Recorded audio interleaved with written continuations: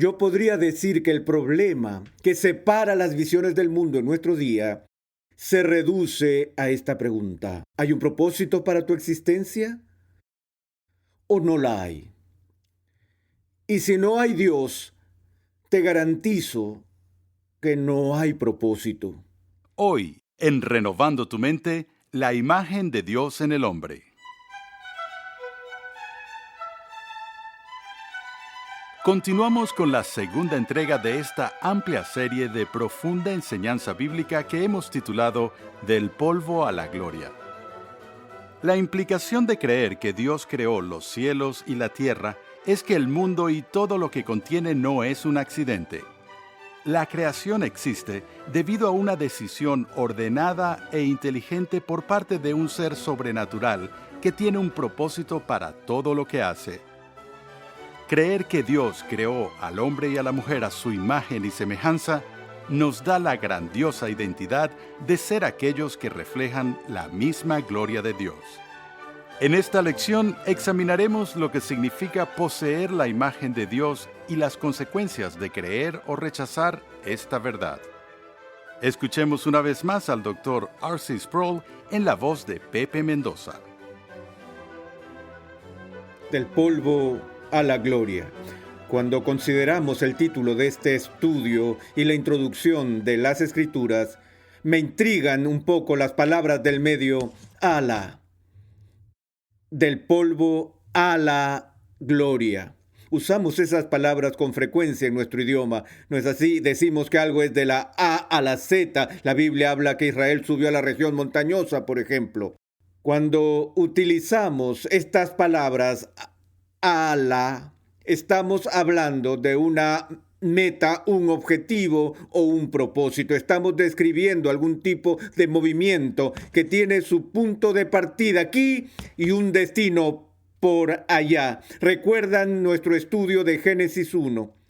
En la primera frase del Antiguo Testamento tenemos la afirmación de que existe un punto de partida en el tiempo y el espacio, pero que lo que comienza en un determinado punto en el tiempo y espacio está moviéndose.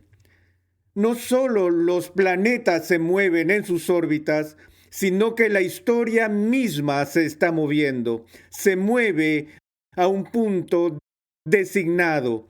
Y en el concepto hebreo de la historia, estamos hablando de la historia que se inauguró con el acto de la creación de Dios y que tiene su meta y su consumación en el propósito redentor de Dios.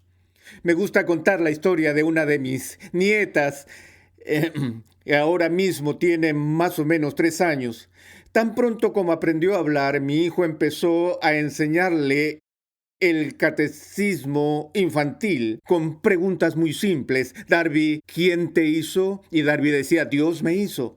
Mi hijo tenía esas preguntas y la que más me gustaba y que solía preguntarle a Darby cuando ya tenía 2 años era, Darby, ¿por qué Dios te hizo a ti e hizo todas las cosas? Darby decía con simpleza, para su gloria. Y pensé, espero que ella nunca, nunca jamás se olvide de eso. Ese es el punto.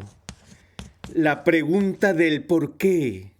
¿Por qué un mundo? ¿Por qué la gente? ¿Por qué la historia? Para su gloria. Ahora, cuando utilizamos la palabra para, en este caso, o las palabras ala, estamos incorporando en nuestras mentes una idea muy importante. La idea de propósito. Ahora, cuando leemos las Escrituras, estamos leyendo un libro que va mostrando en cada página un propósito divino para tu existencia, para mi existencia y para la existencia de todo este universo.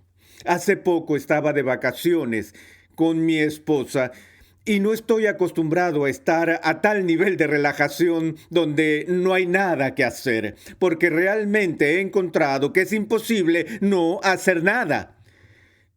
Nada no es otra cosa que lo que no es, y dado que no es, no puedo hacerlo. Así que yo le decía a mi esposa todos los días, ¿qué quieres hacer hoy? ¿Qué vamos a hacer? Le estaba haciendo una pregunta de propósito. ¿Cómo usaremos este tiempo? ¿Cuál debería ser nuestro objetivo? ¿Cuál debería ser nuestra meta? Ahora, cuando nos sumergimos en la historia de la creación de la humanidad, al final del capítulo 1 del Génesis, tenemos este registro. Génesis 1:26, y dijo Dios, hagamos al hombre a nuestra imagen, conforme a nuestra semejanza, y ejerza dominio sobre los peces del mar, sobre las aves del cielo, sobre los ganados, sobre toda la tierra, y sobre todo reptil que se arrastra sobre la tierra. Creó pues Dios al hombre a imagen suya, a imagen de Dios lo creó, varón y hembra los creó. Lo puedes ver, al igual que en la primera línea del Antiguo Testamento, aquí hay una descripción del obrar de Dios con propósito. Dentro de la divinidad hay una conversación. Dentro de la Trinidad hay un acuerdo. Dentro de la divinidad hay un plan de acción. Y no es como si el Padre, el Hijo y el Espíritu Santo estuvieran de vacaciones y uno le dice al otro, bueno, ¿qué vamos a hacer hoy? Sino que hay una declaración de propósito que viene de Dios mismo cuando Él dice, vamos a hacer algo. Hagamos ahora al hombre a nuestra propia imagen. Ahora, de nuevo, esta es una sencilla declaración en Génesis que podemos inclinarnos a pasarla con rapidez y dejar de señalar su propio significado. Si hay alguna crisis en el pensamiento humano y la filosofía a finales del siglo XX, sobre todo en el mundo occidental, es una crisis que se centra en esta palabra, propósito. Y la crisis de propósito se une junto con el eclipse de la idea de la creación divina, porque está implícito en la idea de la primera línea de la Escritura que en el principio Dios creó los cielos y la tierra. Y es esta idea de que el mundo y todo lo que hay en él no es un accidente, sino más bien que todo ha llegado a ser a través de una decisión inteligente, ordenada, de un ser sobrenatural que tiene un propósito para todo lo que hace. Pero si adoptamos la visión del mundo que predomina hoy, nos separamos instantáneamente de toda esta idea de propósito. ¿Por qué? ¿Qué se nos dice? Se nos dice que somos el producto de fuerzas ciegas del azar. Como un filósofo dijo, somos gérmenes adultos que hemos surgido del fango por casualidad. Somos accidentes cósmicos, sin propósito inherente a nuestra existencia. Es por eso que Albert Camus hizo la observación filosófica a mediados del siglo XX de que solo queda una pregunta por considerar a los filósofos, y esa es la pregunta del suicidio, ya que el suicidio se convierte en una opción cuando no hay respuesta a la pregunta ¿por qué? En el momento en que creo que mi vida no tiene propósito y que la historia no tiene propósito y el universo mismo no tiene propósito, si es que aún pienso, tengo que hacer la misma pregunta que planteó Camus. Hamlet lo dijo de esta manera, ser o no ser? Esa es la pregunta. Lo que hizo es ponerse a reflexionar sobre su propio dilema. ¿Ser o no ser? Esa es la pregunta. ¿Qué es lo más noble en la mente? ¿Sufrir los tiros penetrantes de la fortuna injusta u oponerse a acabar con ellos? ¿Qué estaba preguntando? Él dijo, aquí estoy, tirado en mi existencia en este momento. Y lo que enfrento, según lo que puedo ver, son golpes y flechas. ¿De qué? De la fortuna. Fortuna injusta. Esa es una manera sofisticada e isabelina de considerar la existencia humana solo como un producto del azar. Que tu vida es un evento fortuito. Y eso es lo que el punto de vista imperante de nuestra cultura le está gritando cada día a nuestros hijos. Tú eres un accidente cósmico. Eres un germen adulto. Vienes de la nada, vas a la nada, pero mantente tranquilo cuando enfrentes el azar y la suerte, las cuales son adversas. Pero la pregunta que se plantea es un asunto de nobleza, un asunto de virtud. ¿Qué es lo más noble en la mente? ¿Sufrir los tiros penetrantes de la fortuna injusta u oponerse, acabar con ellos, morir? Esa es la opción. Morir. ¿Y luego qué? ¿Dormir? ¿Tal vez soñar? Ahí está el problema. Porque en aquel sueño de muerte, los sueños que puedan surgir cuando hayamos muerto deberían darnos una pausa. Ahí está el aspecto que se vuelve una calamidad. Oh, adiós vida. Él está diciendo, ¿qué pasa si hay algo más allá? ¿Qué pasa si soy responsable? ¿Qué pasa si hubiera un propósito para mi existencia? ¿Y qué si hay más que una fortuna injusta en la que me encuentro yo mismo? Esa pregunta que hace eco en la literatura, en el cine, en cada medio cultural, es el tema del propósito. ¿Quién soy? ¿Por qué soy? La respuesta a esta pregunta se encuentra al final del capítulo 1, cuando Dios dice, hagamos al hombre, en donde el acto del origen de la existencia humana es el resultado de una decisión inteligente de un ser omnisciente y eterno que sabe lo que está haciendo. Como lo dijo alguna vez Albert Einstein, él no juega con dados. Lo que Einstein estaba diciendo es que el origen del universo no es producto del azar, sino que es la obra de una deidad intencional. Yo podría decir que el problema que separa las visiones del mundo en nuestro día se reduce a esta pregunta. ¿Hay un propósito para tu existencia o no la hay? Y si no hay Dios, te garantizo que no hay propósito. Y si no hay propósito, entonces no hay Dios. Pero si hay un Dios, entonces hay un propósito. Y si hay un propósito, debe haber un Dios. Incluso Aristóteles entendió eso, o mejor dicho, especialmente Aristóteles entendió eso. Hagamos al hombre a nuestra imagen. Y así la Escritura nos habla del origen de la humanidad.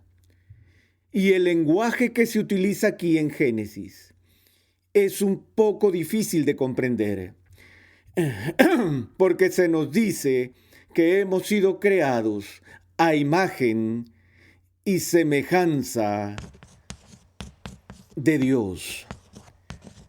¡Wow! Después de todas las etapas anteriores de la creación, donde Dios hizo los árboles y hace los ríos y hace la luz del sol y divide los días y llena el agua con peces y el aire con las aves y hace que todos los distintos tipos de reptiles y todos los demás animales, y cuando mira hacia atrás y ve lo que Él ha hecho, Él pronuncia su bendición y dice, es bueno. Pero Él no ha llegado a la cima de su obra hasta que dice, después de que tengo todas estas criaturas y todos estos habitantes y todas estas cosas dominando y llenando el universo que he hecho, miro y veo que nada lleva mi imagen. Nada tiene mi semejanza. Y así Dios dijo, vamos a hacer una obra creativa cuyo propósito sea ser a mi imagen y semejanza. Voy a ser una criatura. No puedo, evidentemente, crear otro Dios. Ni siquiera Dios puede crear otro Dios, porque este segundo Dios, por definición, sería una criatura. Él sería finito, dependiente, derivado, contingente y todo lo demás. Esa es una de las cosas que Dios no puede hacer. No puede clonarse a sí mismo. Así que no puedo simplemente duplicarme a mí mismo.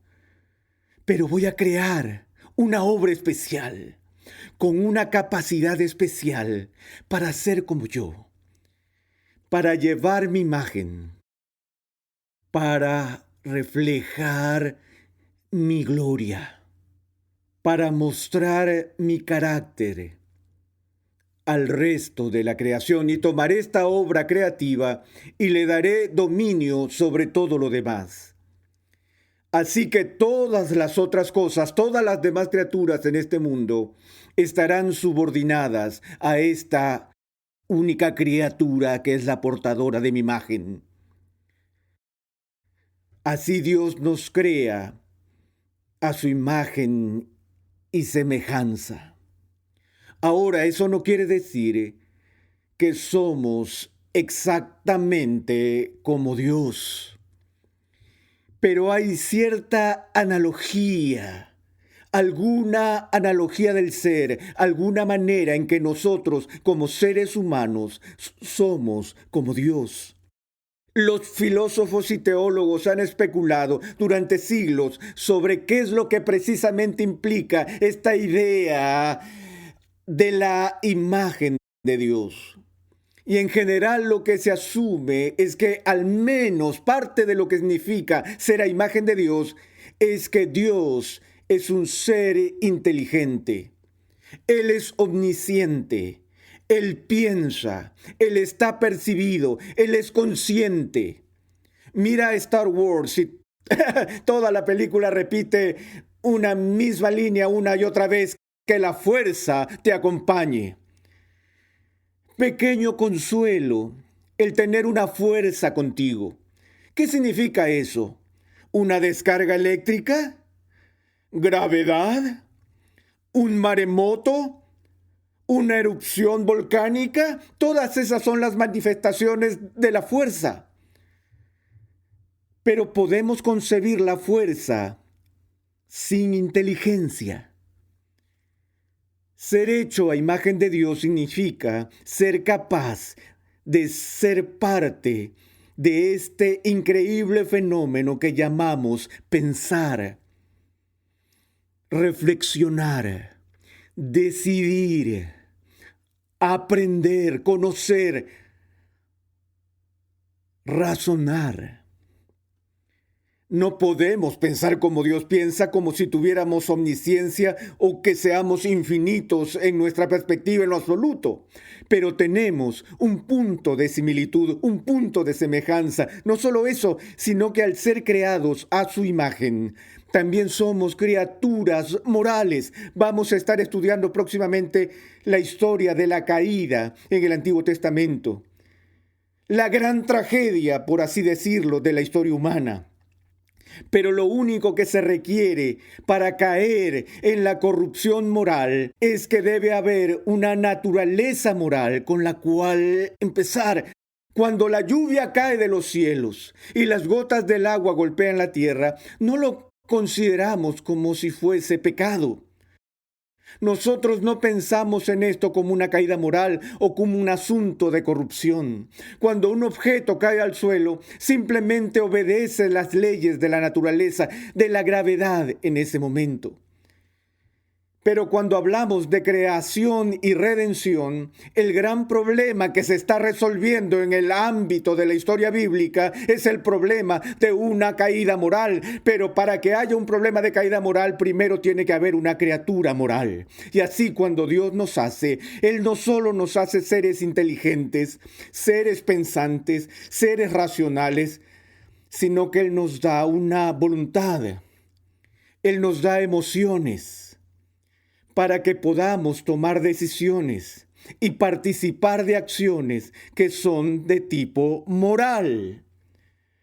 No hay nada moral o inmoral en el rodar de una piedra o el soplo de un viento, porque el viento no tiene conciencia.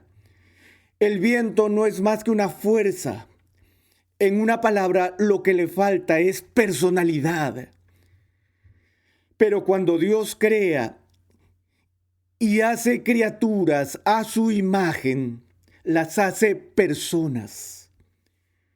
Tú eres una persona y entiendes, aunque no seas capaz de articular filosóficamente lo que implica la personalidad y lo que involucra con precisión. Sabes lo que significa cuando escuchas la palabra, sabes que eres una persona. Y todo lo que implica ese concepto dinámico de la personalidad. Pero la personalidad que Dios inicia u ordena en la creación no es unidimensional, no es unisexual, no es andrógina, sino que Él crea a estas personas, hombres y mujeres.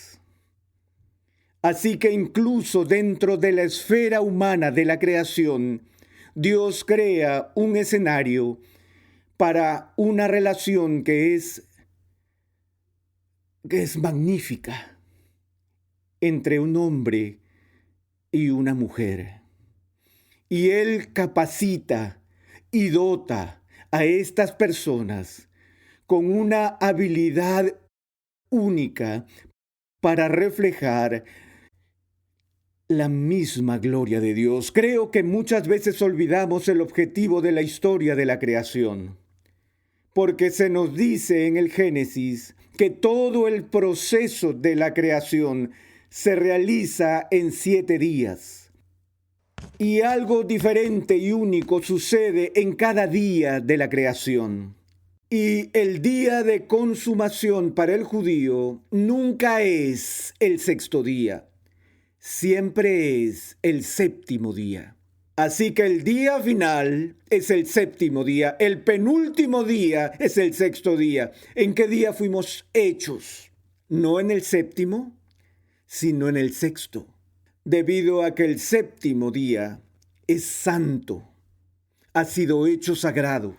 Creo que en ese mismo acto, en esa misma obra de la creación, Dios le está diciendo algo a esas criaturas que Él hizo en el 6º día. Él nos está diciendo algo acerca de nuestro propósito. Que tú, como persona hecha a la imagen de Dios, has sido hecho para lo sagrado, has sido hecho para lo santo, has sido hecho para reflejar su gloria.